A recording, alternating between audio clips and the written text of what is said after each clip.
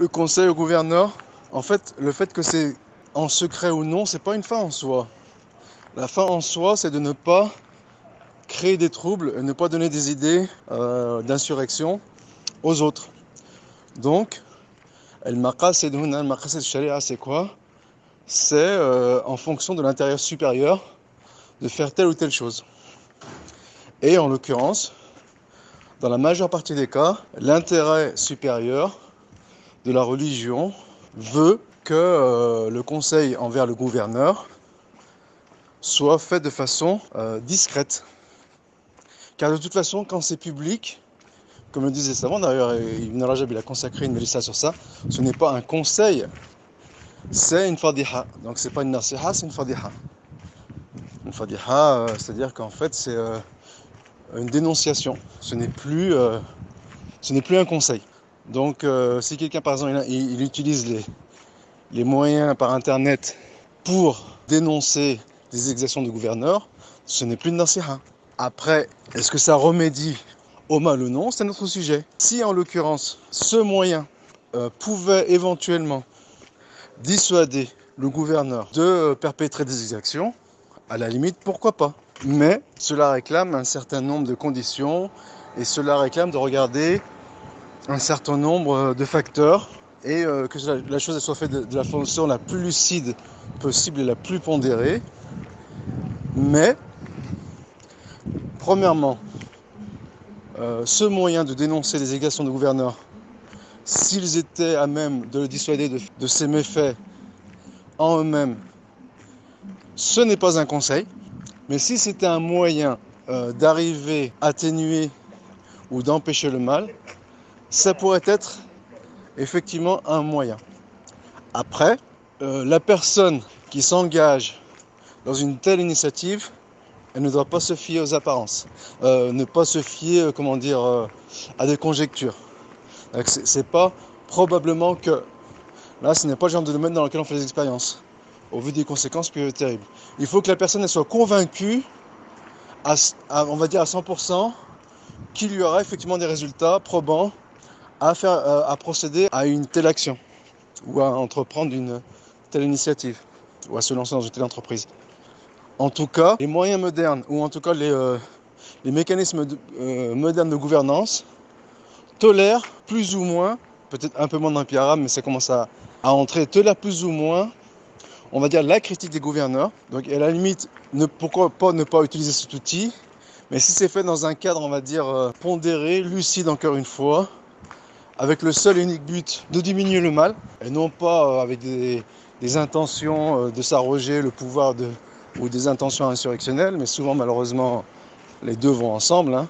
C'est-à-dire qu'il y a toujours des velléités de pouvoir derrière l'envie de corriger le gouverneur. Et encore une fois, ce sont souvent plus des fadihas que des conseils. Mais si les systèmes modernes autorisent à critiquer le gouverneur sans que cela ne produise des méfaits, des troubles, et donc sans que les inconvénients soient supérieurs aux avantages, eh bien oui, dans ce cas-là, éventuellement, si le but est d'atténuer le mal, pourquoi pas. Mais en vérité, il y a une autre façon d'envisager le sujet. Donc c'est par condescendance. Donc la première chose, il faut distinguer entre la critique et le conseil. Ce sont deux choses différentes. Le conseil, c'est en privé. La critique, on va dire que la critique publique, la dénonciation publique, en théorie c'est interdit. Mais si les systèmes modernes, ils autorisent ce procédé dans l'intention de dissuader le gouverneur ou en tout cas la classe dirigeante d'accentuer ses méfaits, ça peut être éventuellement un moyen d'action sous certaines conditions, après avoir envisagé les avantages et les inconvénients, et surtout dans l'ambition de réforme, et non pas dans une ambition d'accéder au pouvoir ou de remplacer le dirigeant présent ou en place. Ça c'est une première chose. Une deuxième chose, il faut distinguer entre critiquer un gouverneur et critiquer des péchés en général. C'est-à-dire qu'on peut dénoncer les péchés, on peut dénoncer la cadence de façon générale sans s'attaquer au gouverneur. Et à la limite, même si la personne se met en danger. Par exemple, ici en Arabie Saoudite, si une personne elle arrive et qu'elle dénonce de façon générale les loisirs, de dire que par exemple le catch c'est un monker, de dire que la musique c'est un monker, de dire que le cinéma c'est un monker, là ça ne pose aucun problème. Même si le gouverneur il est concerné. Au contraire, c'est un jihad fisabilillah. L'essentiel, c'est qu'il ne s'attaque pas directement au gouverneur. Si par exemple la société elle commence à changer d'orientation, si elle commence à être imprégnée par des idées progressistes, là ce n'est plus des péchés, là ça relève de la croyance. Et en l'occurrence, il incombe de dénoncer les mauvaises croyances, même si c'est une mauvaise croyance, elles font état d'un credo officiel. Si par exemple on se retrouve dans une société chiite, eh bien, en fonction des moyens, la personne va condamner le chiisme. Si une personne elle se trouve dans une société acharite, eh bien, en fonction des moyens, la personne elle va condamner l'acharisme. Eh bien, c'est la même chose. Si une personne elle se trouve dans un pays qui prône le progressisme, là, ce n'est plus, on va dire, un laxisme envers les péchés. C'est carrément une croyance. C'est une orientation, c'est une propagande et qui vise même à lutter contre le conservatisme, eh bien là, il devient un devoir de dénoncer ce progressisme, mais sans forcément s'attaquer au gouverneur lui-même. Et d'ailleurs, il faut distinguer entre une patience pour laquelle on récolte les fruits. Si par exemple une personne elle est fonctionnaire par un État, c'est exactement ça l'idée de séculariser la religion. C'est-à-dire qu'on crée des universités, donc on fait des diplômes à ce propos. Ensuite, on accorde aux diplômés des fonctions, donc des fonctions qui sont séculières. Et ensuite, on leur promet un plan de carrière avec un salaire gradué, donc qui augmente tous les 5 ans, et des promesses, donc maison, comment dire, on achète la maison, les voitures, bon c'est des crédits, ça rend la personne encore plus dépendante de l'État. Et bien là, oui, il y a un chantage. Il y a un chantage qui fait que la personne, au nom de la défense de la dawa salafia ou de l'égalisme, elle dit non, il faut patienter contre les exactions du gouverneur, désobéissant ou débauché. Mais là, c'est pas de la patience, en l'occurrence, c'est la lâcheté. D'autant plus que la personne elle profite des avantages que lui propose l'État en place. D'ailleurs, il faut savoir une chose, dans le légalisme, il y a une double dimension. Donc il y a une dimension spirituelle, dans le sens où on fait ça pour Dieu, parce que les textes nous l'ordonnent. Il y a une dimension matérielle, et qui est liée à la dimension spirituelle, dans le sens où par l'universalisme de la religion, celle-ci légifère des lois qui sont dans l'intérêt de tous, et donc qui permet de protéger l'individu, et que sont le légalisme, car à travers ce légalisme, l'individu protège son sang, son honneur, sa personne, sa religion. Donc, il est tout à fait profitable d'adhérer à ce légalisme, d'un point de vue spirituel, comme on l'a dit, mais aussi d'un point de vue matériel. Mais le fait est que il y a la grande dimension matérielle qui en ressort au-delà de ce que nous venons d'évoquer, c'est tirer des avantages du gouverneur en place. Et là, il faut jongler entre la dimension matérielle et la dimension spirituelle. Et si la personne elle se laisse endormir, ankyloser ou scléroser par des hameçons que sont des gracieux salaires, des promesses de carrière, de promotion, là ce n'est plus de la patience, c'est de l'égalisme. Même si c'est en partie, il n'y a malamanou bin niyat, c'est que la personne elle tire profit de son légalisme. Alors imagine-toi si c'est un étranger qui aspire à la nationalité saoudienne par exemple, là il va faire du zèle dans son obéissance à l'autorité en place. Et là c'est une épreuve. Étant donné qu'actuellement l'Arabie Saoudite, par exemple, elle a recours, elle entreprend un virage à 180 degrés, eh bien là, les savants, ils sont éprouvés. Qui parmi eux va faire montre d'allégeance à outrance, sous prétexte de garder ses privilèges, et qui parmi eux, il va dénoncer pas forcément le gouverneur, mais cette orientation dangereuse, quitte à perdre ses privilèges, ou en tout cas à s'exposer à certains dangers. Là, c'est une réelle épreuve. Donc oui, patienter, mais ne pas confondre patience et lâcheté. Et à la limite, la patience, elle est tactique. C'est dans un but d'obtenir un gain plus grand, et non pas dans un but d'accompagner la décadence. Donc c'est complètement incohérent. Et c'est même du telbis iblis, ce sont les passions subtiles qui consistent à se complaire dans un confort mental pour entretenir une bonne conscience, sous prétexte d'acquiescer ou d'adhérer à un credo traditionnaliste, tout en profitant de ses avantages, et de laisser la décadence se répandre, devenir prépondérante, et créer chez les légalistes une forme d'insouciance. Et non, on n'est pas des kharijites, ceux qui font preuve de zèle en religion ce sont des kharijites, et ainsi de suite. Donc là, il devient quasiment un devoir d'afficher son mécontentement envers cette décadence, et sans forcément attaquer de front le gouverneur en place. Ensuite, si dénoncer par exemple les exactions des fonctionnaires qui sont sous la coupe du gouverneur, et si éventuellement la chose elle est en faveur du gouverneur, dans le sens où on dénonce les fonctionnaires corrompus en vue justement de redorer l'image du gouverneur, si le gouverneur consent à cela et s'il y a des avantages prépondérants à le faire, pourquoi pas? Mais en règle générale, cela revient à ce qu'on a dit tout à l'heure. Il faut distinguer entre le conseil et la critique. Donc dénoncer les fonctionnaires, c'est pas conseil, c'est la critique. Après, c'est une forme de conseil de façon imagée, peut-être.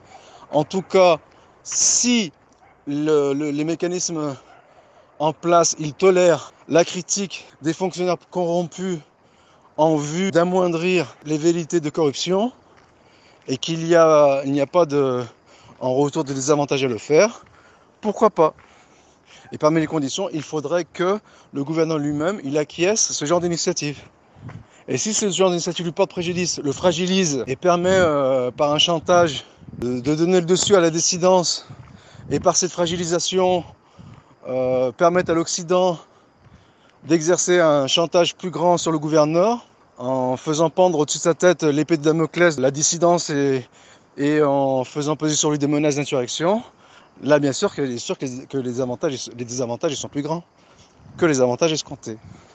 Donc, encore une fois, tout est une question d'avantage, tout est une question aussi de vocabulaire, qu'est-ce qu'on entend par nasiha. Ensuite, la critique, si, on va dire dans l'absolu, elle est interdite, mais on pourrait éventuellement y avoir droit dans un contexte particulier, avec des conditions particulières, et ainsi de suite. Donc en définitive, ce n'est pas tant une question de d'évolution des moyens de communication sur Internet, étant donné que les messages privés ou publics, la règle c'est la même que ce soit dans le passé ou aujourd'hui. C'est-à-dire qu'aujourd'hui, il est tout à fait possible de faire passer des messages privés par l'Internet. Donc ce n'est pas une question de messages publics ou de messages privés. Ce n'est pas une question par exemple de moyens de communication accessibles ou non, puisque de tout temps, on distingue entre un message public et un message privé. Le principe, c'est le même. Après, de dire que l'Internet, il a fait développer une certaine mentalité qui est que les messages publics ont un plus grand impact et que le gouvernement lui-même, il accepte cette règle du jeu. Si on envisage la chose sous cet angle-là, on dira à la limite pourquoi pas. Mais ça n'a rien à voir avec le fait que c'est Internet ou non. C'est simplement que c'est un fait culturel. Voilà. Et même si ce fait culturel, il repose sur un fait technologique qui est la vulgarisation de l'Internet. Par rapport à ça, il faut savoir une chose. Par le passé, les salafis, ils ont beaucoup insisté sur la règle, qui est un hadith. Kama takunu yuwalla alaykum. Donc, on a le gouverneur qu'on mérite. Et il y avait un intérêt supérieur à le faire. Et en même temps, il y a une autre règle, même si elle n'a pas la même valeur, on va dire, scripturaire que le hadith en question, c'est que Nas ala din mulukihim. Les peuples sont à l'image de leur roi. Et il est tout à fait possible de conjuguer entre ces deux règles en apparence contradictoires, en disant que dans un premier temps, la personne qui vient au pouvoir, elle sera la matérialisation de ce que le peuple mérite. Et ensuite, une fois qu'il est au pouvoir, eh bien, le peuple, il imitera ou il mimera ses faits et gestes. Et le peuple sera donc à l'image de ce roi. S'il est pieux, il deviendra pieux, et s'il est pervers, il deviendra pervers. En sachant que ce n'est pas une règle absolue. Il peut y avoir un chef pervers pour un peuple pieux et inversement. Ainsi, la patience dont fait mention les textes, c'est la patience de ne pas prendre les armes contre le gouverneur. C'est la patience de subir les injustices du gouverneur. Et l'amr bil ma'rouf, la morale qui est interdite, c'est celle qui consiste à prendre les armes contre le gouverneur, ou tout moyen qui y participe ou qui contribue. Mais préserver le patrimoine de la religion, la patience consiste ici à le préserver, quitte à en subir des mauvaises conséquences. Si par exemple, à la limite, si une société, elle était convaincue que la musique était interdite et qu'on écoute la musique dans cette société, il n'y a aucun intérêt de dire oui, le gouverneur c'est un tyran parce qu'il autorise la musique. Mais si dans la société on commence à travers une prédication, une propagande progressiste à penser que la musique est autorisée, là il devient obligatoire pour le savant, sans spécialement condamner le gouverneur, de dire que la musique est interdite. Si la société, de fil en aiguille par son laxisme et son orientation vers le progressisme, elle acquiesce les loisirs nouveaux, ici, la patience, c'est de prendre des risques et de dire que ces loisirs sont condamnables et sans forcément s'en prendre au gouverneur.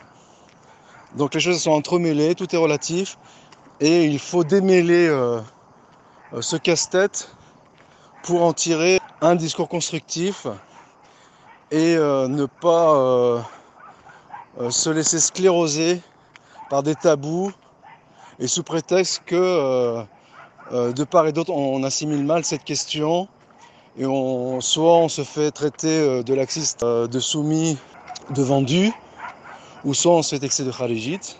Encore une fois, il y a un juste milieu en tout. Et donc si les anciens et les traditionnistes orthodoxes actuels, ils mettent plus l'accent sur la première règle, parce que c'est ce qui est entre leurs mains. Donc ce qui est entre les mains du peuple, c'est de se corriger lui-même. Mais l'autre versant, ce n'est pas entre leurs mains, ou en tout cas, une fois que le gouverneur, le roi est au pouvoir, ce qui est en leurs mains, c'est de revenir à Dieu, de se réformer ainsi pour que Dieu change leur situation. Éventuellement, la situation de l'autorité.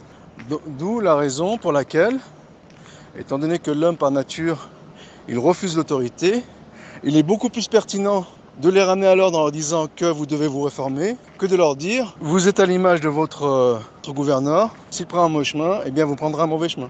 Donc à la limite, cette approche, elle inciterait plus à la rébellion que la première approche, selon laquelle vous avez le gouverneur que vous méritez. Donc celle-ci, elle incite mieux à se remettre en question que la précédente. Et par rapport à cela, il ne faut pas critiquer les traditionnistes orthodoxes qui ne mettent pas en avant la seconde règle. Mais en même temps, si la seconde règle est mise en avant, il ne faut pas l'attribuer au kharijisme. Il ne faut pas dire qu'elle s'oppose à la première règle sous prétexte que les orthodoxes n'ont pas mis l'accent dessus. Voilà. Donc encore une fois, il y a un juste milieu en tout. Et cela me fait rebondir sur un sujet qui est lié sous un certain angle, et qui est que lorsque les anciens disent que l'hérésie est pire que les péchés, ils parlent de l'ensemble des hérésies, donc l'hérésie en tant que nom générique, elle est pire que l'ensemble des péchés ou les péchés en tant que nom générique. Ça ne veut pas dire que chaque hérésie est pire que chaque péché. Et là, malheureusement, une mauvaise compréhension peut inciter à un extrême opposé qui consiste à accepter tous les péchés sous prétexte que ce ne sont pas des hérésies. Ça, c'est une première chose. La première chose, c'est que ces péchés en question, ils peuvent se transformer en hérésie, dans le sens où ils peuvent éventuellement changer la conception de la religion. Si l'on sait que le péché, c'est un pont vers la mécréance et l'hérésie majeure, donc et le paganisme, eh bien, cela sous-tend que les péchés, ils peuvent éventuellement changer la vision de la religion. Donc, si la vision de la religion, elle change et qu'on devient progressiste, cela veut dire deux choses. Soit que les péchés, ils deviennent aussi dangereux que l'hérésie, ou soit que ces péchés, faits au nom du progressisme, ils deviennent eux-mêmes une hérésie. C'est-à-dire que le progressisme est une hérésie. Et donc là, il incombe de condamner le progressisme de la même manière que les anciens, ils ont condamné l'hérésie, notamment du Kalem avec le même Ahmed. Même si bien sûr ils n'ont pas tous le degré, ils n'ont pas tous la même légitimité pour le faire. Donc l'imam Ahmed en est chargé, alors que d'autres se sont tus. En tout cas, il ne faut pas se laisser, entre les guillemets, anastasier en disant, eh bien, ce à quoi nous vivons actuellement, ce sont des péchés, ce ne sont pas des hérésies, et nous condamnons l'hérésie, et nous patientons sur les péchés, puisqu'en l'occurrence, les péchés en question, ils sont faits actuellement au nom du progressisme, en sachant que l'Arabie Saoudite actuellement elle appelle au progressisme, et elle en fait la propagande, et ce qui rend cette propagation des péchés aussi dangereuse qu'une hérésie, si eux-mêmes ne deviennent pas au même moment une hérésie, car faits sous l'étendard du progressisme. Donc il faut extrêmement faire attention à ce point, qui est encore une fois en dehors une lecture littéraliste de la chose. Eh bien, il faut savoir une chose, c'est que par le passé, les péchés qui étaient faits en Arabie Saoudite pendant longtemps, on va dire, il y a une grande fracture en 2018, mais en vérité c'est un processus qui a été long. Les péchés étaient commis ici en toute âme et conscience, dans le sens où on disait par exemple, l'intérêt ou l'usure est pratiqué en Arabie Saoudite, on en a conscience, c'est un péché. On dit oui, on entend de la musique à la radio éventuellement, ou à la télévision, où il y a des films, des femmes non volées et autres. On disait mais ce sont des péchés. Donc il y avait cette conscience collective que ces péchés, ils remettaient en question, ils portaient atteinte à la religion de l'individu, et qu'il fallait le corriger même s'ils étaient tolérés dans les faits. Et il y avait un espèce de statu quo, dans le sens où on savait que ces péchés étaient répandus, mais tout le monde était d'accord pour dire que c'était des péchés. Mais à partir du moment qu'une nouvelle orientation s'impose dans le pays, pour des raisons peut-être, on va dire, d'un point de vue purement déontologique, ou ce que j'appelle décrétive, qui relève des lois décrétives de Dieu, on va dire des étapes qui sont inéluctables, auxquelles on ne peut pas échapper, au vu du tsunami de la mondialisation, qui font que les gouverneurs s'adaptent pour maintenir leur pouvoir, et pour ne pas être dépassés par les événements et subir des insurrections ou des menaces permanentes venant des grandes puissances. Il y a une adaptation qui fait que les pays qui sont affaiblis symboliquement, comme l'Arabie Saoudite, à cause de leur conservatisme, eh bien, ils vont vers un progressisme. Donc à la limite, on peut comprendre, d'un point de vue purement ontologique, on peut comprendre cette approche. Mais premièrement, la comprendre, ce n'est pas la cautionner, ce n'est pas la justifier. Et deuxièmement, ça n'empêche pas qu'il faut la dénoncer. Par des moyens légaux, certes, mais la dénoncer. Donc il faut dénoncer le progressisme, même s'il est inévitable, même s'il est inéluctable. Voilà. En cela, actuellement, non seulement l'Arabie Saoudite fait la propagande du progressisme, mais à terme, il compte devenir une référence dans ce domaine. Même façon que par le passé, elle était en concurrence avec l'Égypte sur le leadership religieux, et bien actuellement, l'Arabie Saoudite elle est en concurrence avec notamment le Qatar sur le leadership, on va dire, culturel. Même si pendant longtemps le leadership culturel était du côté de l'Égypte, mais actuellement ce sont les pétrodollars qui ont le pouvoir dans ce domaine-là. Et ça a consisté à une course folle vers les technologies pour concurrencer avec l'Occident, à défaut de pouvoir avoir ses propres industries, ce sont des pays entiers. Ça c'est une première chose. La seconde chose, c'est de rivaliser dans la culture, à travers notamment de gros efforts entrepris dans le domaine culturel que sont le cinéma, la musique, le spectacle, et aussi un domaine dans lequel il faut s'attendre à ce que l'Arabie Saoudite s'investisse énormément, qui est le sport. Bon, ça peut paraître anodin, inoffensif d'un premier abord, mais il y a une dimension politique à entreprendre une telle initiative ou à s'embarquer dans une telle galère entre guillemets. Et donc, il ne faudra pas s'étonner à l'avenir qu'on ait des sportifs femmes de haut niveau, participant à des Jeux Olympiques ou autres. C'est exactement, on va dire, une dimension de la diplomatie internationale moderne.